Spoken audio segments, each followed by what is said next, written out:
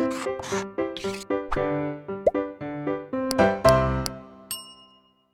Students, मैं हर्षवर्धन, आपका विज्ञान टीचर, आप सभी का हमारे यूट्यूब चैनल ब्लूप्रिंट एजुकेशन में स्वागत करता हूं।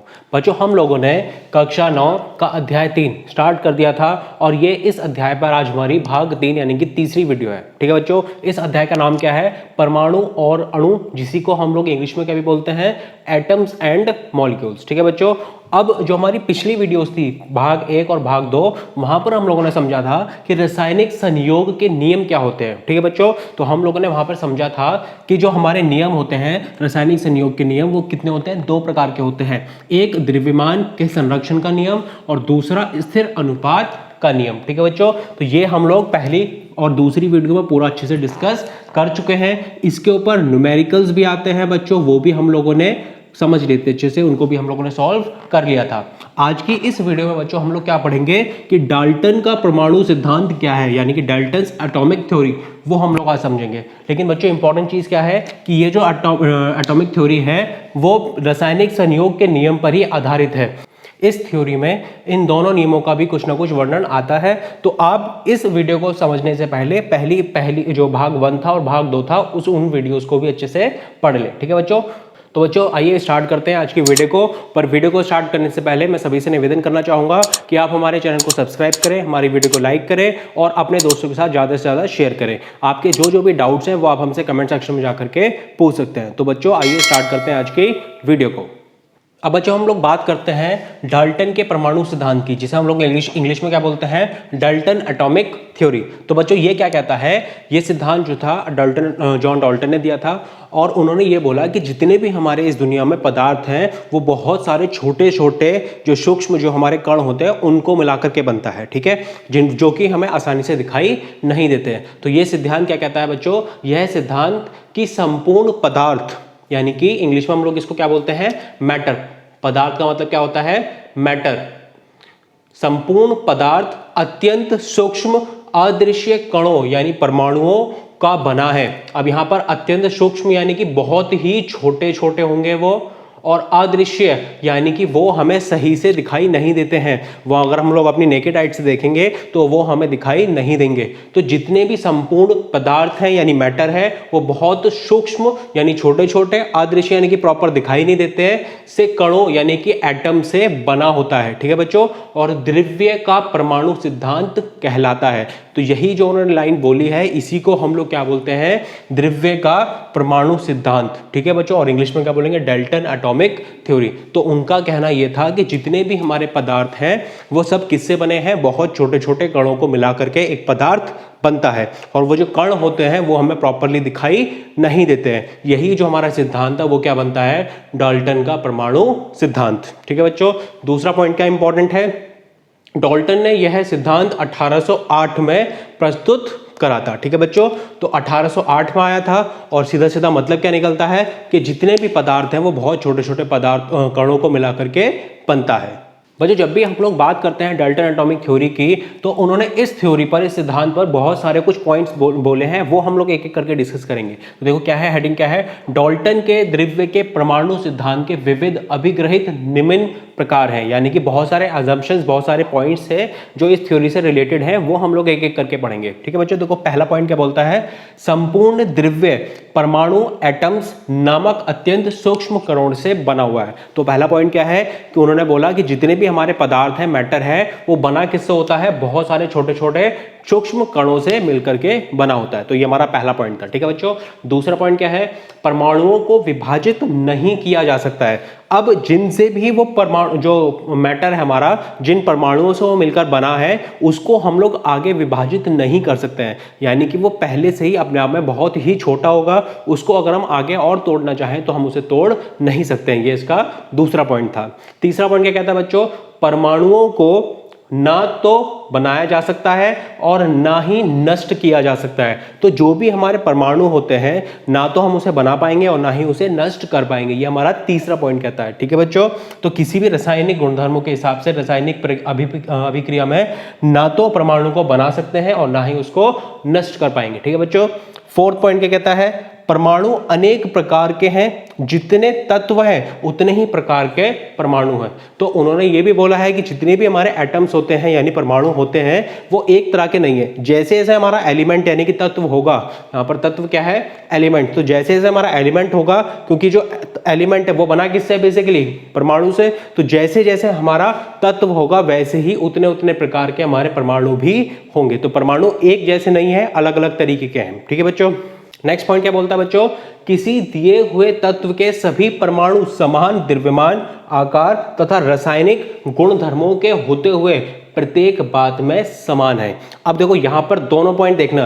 पहला पॉइंट जो यानी फोर्थ पॉइंट था उसमें क्या बोला था कि जो परमाणु होता है वो अलग अलग तरीके के होते हैं, यानी वो एक जैसे नहीं होंगे। तो जैसे जैसे हमारा एलिमेंट होगा, तत्व होगा, वैसे वैसे हमारे परमाणु होंगे। लेकिन एक एलिमेंट के अंदर, एक तत्व के अंदर जितने भी परमाणु होंगे उनका हम लोग बात करते हैं तो समान द्रव्यमान होगा, उनके गुणधर्म एक जैसे होंगे, उनका आकार एक जैसा होगा। तो एक एलिमेंट, एक तत्व के अंदर जितने भी परमाणु हैं वो एक जैसे होंगे, लेकिन जैसे जैसे तत्व बदलेगा वैसे वैसे उसके अंदर के जो परमाणु हैं, एटम्स है, वो भी बदल जाएंगे। ठीक है बच्चों, तो ये हमारे 5 पॉइंट थे, इसके अलावा और भी हैं, वो हम आगे डिस्कस करते हैं। अब देखो बच्चों नेक्स्ट पॉइंट क्या बोलता है, विभिन्न तत्वों के परमाणु द्रव्यमान, आकार तथा रासायनिक गुणधर्मों में समान होते हैं। जो अभी हम लोगों ने 5th पॉइंट पढ़ा था, बिल्कुल वैसा ही है ये भी, कि जितने भी हमारे तत्व होते हैं उनके परमाणु द्रव्यमान, आकार और रासायनिक गुणधर्मों में बिल्कुल समान होते हैं। ठीक है बच्चों। नेक्स्ट पॉइंट क्या बोलता है, दो या अधिक तत्वों के बीच रासायनिक संयोग में इन तत्वों के परमाणु परस्पर जुड़कर यौगिकों के अणु बनाते हैं। यानी कि बच्चों, अब बच्चों होता क्या है, जो भी हमारे तत्व होते हैं वो बहुत सारे परमाणुओं से मिलकर बने हैं, और जब हम लोग कोई रासायनिक अभिक्रिया करते हैं तो ये जो तत्व होते हैं, इन तत्वों के जो परमाणु हैं वो अलग एक तरीके का यौगिक बनाते हैं, यानी कि कंपाउंड बनाते हैं। तो किसी भी एक रासायनिक संयोग में जो तत्व के परमाणु हैं वो मिलकर के क्या बनाते हैं बच्चों, यौगिकों के अणु बनाते हैं। ठीक है बच्चों। नेक्स्ट पॉइंट देखिए क्या कहता है, दिए हुए यौगिक में परमाणुओं की संख्या और प्रकार निश्चित होते हैं। अब देखो बच्चों, बहुत सारे जो तत्व थे, सपोज एक तत्व ये आ गया, एक तत्व ये हो गया, इन सारे तत्वों के परमाणुओं से मिलाकर के हम लोगों ने 2 या 3 कंपाउंड बनाए। कंपाउंड माने कि यौगिक। ठीक है बच्चों। तो यहां पर जो परमाणु हैं यूज हुए हैं वही परमाणु तो यहां कहीं पर भी होंगे।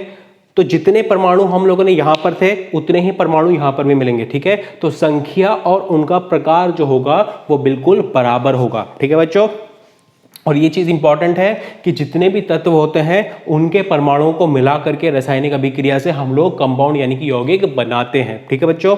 नेक्स्ट क्या है बच्चों, रासायनिक संयोग के दौरान विभिन्न तत्वों के परमाणु यौगिक बनाने के लिए छोटी पूर्ण संख्याओं में संयोग करते हैं। अब जब भी हम लोग किसी एक तत्व के परमाणुओं से एक नया यौगिक बना रहे हैं तो वहां पर जो तत्व परमाणु होंगे वो एक पूर्ण संख्याओं में ही संयोग करेंगे। ऐसे नहीं कि वो कोई भी किसी भी आकार में या किसी भी संख्या में हम लोग बोल सकते हैं कि कर ले, तो जो भी उनकी पूर्ण संख्या होगी छोटे से छोटी, उसमें ही वो रासायनिक अभिक्रिया करते हैं। ठीक है बच्चों। इसके बाद देखो बच्चों नेक्स्ट पॉइंट क्या बोलता है, समान तत्वों के परमाणु एक से अधिक यौगिक बनाने के लिए एक से अधिक अनुपात में संयोग करते हैं। तो यानी कि जितने भी तत्व होते हैं वो बने किससे होते हैं, परमाणु से, और उन्हीं परमाणुओं से मिलकर के क्या तैयार होता है बच्चों, यौगिक। तो इस यौगिक को बनाने के लिए जरूरी नहीं है कि परमाणु एक ही अनुपात में रहे, वो एक से ज्यादा अनुपात में भी मिलकर के यौगिक को बना सकते हैं। तो ये सारे के सारे जो पॉइंट्स है बच्चों, ये हमारे डाल्टन के द्रव्य के परमाणु सिद्धांत के कुछ पॉइंट्स है जो बहुत ही इंपॉर्टेंट है। जब भी एग्जाम में आपसे पूछा जाएगा डाल्टन एटॉमिक थ्योरी को, तो आपको ये 10 पॉइंट जरूर लिखने हैं। ठीक है बच्चों। अब इससे रिलेटेड ही बच्चों कुछ इंपॉर्टेंट पॉइंट्स और भी हैं, वो हम लोग डिस्कस करते हैं। अब देखो पहला पॉइंट क्या है, यह सिद्धांत रासायनिक संयोग के नियम पर आधारित है। जो हम लोगों ने पहली और दूसरी वीडियो में हम लोगों ने पढ़ा था, वहां पर हम लोगों ने क्या पढ़े थे, रासायनिक संयोग के नियम। और जब वीडियो स्टार्ट हुई थी मैंने बताया भी था कि आपको फर्स्ट और जो सेकेंड वीडियो है वो आपको एक बार और अच्छे से समझना है कि वहां पर हम लोगों ने जो रासायनिक संयोग के नियम पढ़े थे वही उन्हीं पर आधारित हमारा क्या है, डाल्टन का परमाणु सिद्धांत। तो अब हम लोगों ने जो पढ़े थे वहां पे जो नियम पढ़े थे वो कौन कौन से थे, द्रव्यमान के संरक्षण का नियम और दूसरा स्थिर अनुपात का नियम। तो जो डाल्टन का परमाणु सिद्धांत है वहां पर भी ये दोनों नियम लागू होते हैं। तो बच्चों यहाँ पर मैं इन दोनों नियमों का थोड़ा सा एक ओवरव्यू दे देता हूँ। इनको और अच्छे से समझने के लिए आप जो भाग 1 और भाग 2 है उसको जरूर देखिएगा, ठीक है बच्चों। तो यहाँ पर देखो पहला नियम क्या था, द्रव्यमान के संरक्षण का नियम। तो देखो बच्चों यहाँ पर पहला नियम क्या था, द्रव्यमान के संरक्षण का नियम। अब ये क्या बोलता है बच्चों कि जब भी कोई रासायनिक अभिक्रिया होती है तो वहां पर जो भी हमारे तत्व होंगे या फिर जो हमारे परमाणु होंगे उनका जो हमारा द्रव्यमान होगा वो बिल्कुल बराबर रहता है। रासायनिक अभिक्रिया से पहले जितना द्रव्यमान होगा उतना ही हमें बाद में भी मिलता है। तो इसको हम लोग समझने के लिए एग्जाम्पल लिया था कैल्शियम कार्बोनेट का। जब हम लोग कैल्शियम कार्बोनेट को गर्म करते हैं तो हमें क्या मिलता है, कैल्शियम ऑक्साइड और कैल्शियम कार्बोनेट। तो अगर मान लो हमारे पास बच्चों कि कैल्शियम कार्बोनेट का रासायनिक अभिक्रिया से पहले जो हम लोगों ने द्रव्यमान लिया था वो कितना था, 100 ग्राम। जब वो बाद में टूट जाता है कैल्शियम ऑक्साइड और कैल्शियम कार्बोनेट में, तो देखो वहां पर जो उनका द्रव्यमान आ रहा है वो है 56 ग्राम और 44 ग्राम। अब अगर मैं इन दोनों को जोड़ दूं तो यहाँ पर हमें टोटल कितना मिलेगा, 100 ग्राम। तो देखो 100 ग्राम यहाँ पर है और 100 ही ग्राम यहाँ पर है। तो किसी भी रासायनिक अभिक्रिया में जो भी द्रव्यमान होता है वो बराबर रहेगा, रासायनिक अभिक्रिया से पहले भी और बाद में भी। तो यही हमारा क्या था, पहला नियम। अब बच्चों अगर हम बात करते हैं दूसरे के नियम की, तो स्थिर अनुपात का नियम। अब ये क्या बोलता है बच्चों कि जब भी कोई हम रासायनिक अभिक्रिया करते हैं तो वहां पर जो परमाणु होते हैं वो वहां पर स्थिर अनुपात में ही होंगे, ठीक है बच्चों। जैसे अगर मैं बात बोलूं, अगर मान लो हम लोगों ने वाटर लिया तो वाटर हम लोगों को पता है एक तो हाइड्रोजन से बनता है और ऑक्सीजन से बनता है। अब यहाँ पर जो अनुपात होता है हमेशा वो किस अनुपात में होता है, 1:8, 1/8। अब यहाँ पर इसका मतलब क्या होगा कि हाइड्रोजन के कितने परमाणु है, 1 और ऑक्सीजन के 8। तो अगर ऐसा नहीं है कि हम लोग कहीं से भी पानी ले तो वहां पर अलग अलग मिलेगा। तो अगर हम लोग एक जगह से देखते हैं पानी इकट्ठा करते हैं तो वहां पर भी यही अनुपात मिलेगा, और कहीं दूसरी जगह से हम लोग पानी इकट्ठा करते हैं तो वहां पर भी हमें इसी अनुपात में हाइड्रोजन और ऑक्सीजन के मॉलिक्यूल्स मिलेंगे। तो हम लोग बच्चों बोल सकते हैं कि जहां पर भी हमारा अनुपात होगा वो हमेशा क्या रहता है, स्थिर रहेगा, वो बार बार चेंज नहीं होगा। और यही हमारा दूसरा नियम था, स्थिर अनुपात का नियम, ठीक है बच्चों। तो ये जो हमारा डाल्टन एटॉमिक थ्योरी थी, डाल्टन का परमाणु सिद्धांत, वो इन दोनों नियमों को भी फॉलो करता है, ठीक है बच्चों। अब बच्चों जो डाल्टन एटॉमिक थ्योरी थी उसके कुछ ड्रॉबैक यानी कि कुछ कमियां भी हैं। अब उन्होंने जब उस टाइम पर ये जो सिद्धांत दिया था तब तो हमें लगा था कि वो सबको सही बता रहे हैं, लेकिन जैसे जैसे आगे और बहुत सारे प्रयोग हुए तो उसके अनुसार यहाँ पर कुछ कमियां मिली। तो वो हम लोग एक बार डिस्कस करते हैं। देखो पहला पॉइंट क्या कहता है बच्चों, सबसे प्रमुख कमियों में से एक यह है कि परमाणुओं को अविभाज्य माना गया था। वहां पर उनके सिद्धांत के अनुसार बच्चों जो भी परमाणु थे उनको हम लोग आगे विभाजित नहीं कर सकते थे, वो सबसे लास्ट पार्ट था उसको और हम टुकड़ों में तोड़ नहीं सकते थे। लेकिन बच्चों अब हमें ज्ञात हो चुका है कि जो परमाणु होते हैं वो बेसिकली इलेक्ट्रॉन, प्रोटॉन और न्यूट्रॉन इनमें विभाजित कर सकते हैं। तो हम लोग ये भी तो बोल सकते हैं ना कि जो परमाणु है वो इलेक्ट्रॉन, प्रोटॉन और न्यूट्रॉन से मिलकर के बनते हैं। तो यहाँ पर जो उनका पहला पॉइंट था कि परमाणु को अविभाज्य माना गया था, ये बिल्कुल गलत हो गया। हम लोग परमाणुओं को भी आगे विभाजित कर सकते हैं, और वो कैसे कैसे कर सकते हैं, इलेक्ट्रॉन, प्रोटॉन और न्यूट्रॉन में। तो इनका जो पहला पॉइंट था वो गलत हो गया। दूसरा पॉइंट क्या कहता बच्चों, किसी तत्व के सभी परमाणुओं में निश्चित रूप से एक समान द्रव्यमान होता है। अब उनके अनुसार क्या था बच्चों, जितने भी हमारे तत्व हैं उनके जो परमाणु होंगे वहां पर द्रव्यमान क्या होगा, बिल्कुल समान होगा। लेकिन बच्चों अब ज्ञात क्या हो चुका है कि जितने भी तत्व होते हैं उनके परमाणुओं के द्रव्यमान अलग अलग हो सकते हैं। तो यहाँ पर दूसरा पॉइंट उनका गलत होता है कि जो उन्होंने बोला था कि जितने भी तत्व हैं उनके जो परमाणु होंगे उनके वो द्रव्यमान सेम रखेंगे, लेकिन यहाँ पर ऐसा नहीं होता है, परमाणुओं के भी द्रव्यमान अलग अलग हो सकते हैं, ठीक है बच्चों। नेक्स्ट पॉइंट क्या बोलता है, भिन्न भिन्न तत्वों के परमाणुओं के द्रव्यमान भिन्न भिन्न होते हैं। अब उनके अनुसार क्या था कि अगर हमारे पास जो तत्व है वो अलग अलग है तो उनके द्रव्यमान के जो परमाणुओं के द्रव्यमान है वो अलग अलग होंगे। लेकिन बच्चों ऐसा नहीं है, अब के अकॉर्डिंग हम लोग बात करते हैं तो अलग अलग तत्वों के परमाणु के द्रव्यमान भी समान हो सकते हैं। तो यहाँ पर ये कुछ कमियां थी बच्चों जो उस टाइम पर हम लोगों को समझ नहीं आई, लेकिन जैसे जैसे आगे प्रयोग हुआ तो वहां पर डाल्टन एटॉमिक थ्योरी में कुछ कमियां मिली और वो ये सब थी, ठीक है बच्चों।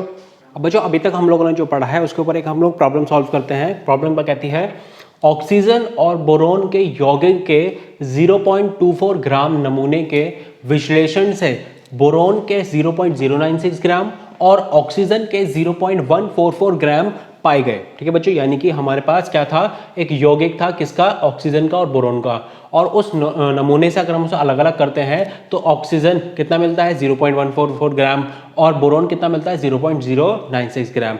अब द्रव्यमान के अनुसार यौगिक के प्रतिशत संगठन की गणना कीजिए, यानी वहां पर हमें परसेंटेज बताना है कि कितने कितने में वो मौजूद थे।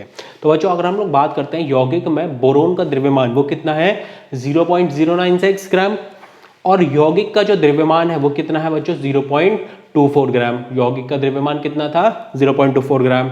अब हमें अगर बोरोन की प्रतिशतता निकालते हैं तो कैसे निकलेगा 0.096 बटे 0.24 और गुणा कर दो 100 से। तो इसको जब हम सॉल्व करेंगे तो बच्चों कितना आ जाएगा हमारे पास, सीधा सीधा 40%। ठीक है बच्चों, तो यहाँ पर हम लोगों ने बोरोन की प्रतिशतता निकाल ली है। अब अगर हम लोग बात करते हैं यौगिक में ऑक्सीजन के द्रव्यमान की, तो बच्चों वो कितना है 0.144 ग्राम। अब जैसे हम लोगों ने बोरोन की प्रतिशतता निकाली वैसे हम लोग ऑक्सीजन की प्रतिशतता निकालते हैं। तो यहाँ पर 0.144 बटे 0.24 ग्राम गुणा 100, और यहाँ पर जब इसे हम सॉल्व करेंगे तो कितना जाएगा बच्चों 60%। तो हम लोग बोल सकते हैं यौगिक के प्रतिशत संगठन की अगर हम लोग गणना की बात करें तो वहाँ पर जो हम बोरोन था वो कितना था 40% और ऑक्सीजन जो था वो कितना था 60%। ठीक है बच्चों, तो इंपॉर्टेंट क्वेश्चन है, इस तरह से आप सॉल्व करेंगे इसे। तो बच्चों आज हमारा जो टॉपिक था वो पूरा हो चुका है, उसके ऊपर हम लोगों ने क्वेश्चन भी कर लिया, उसको अच्छे से समझ भी लिया है।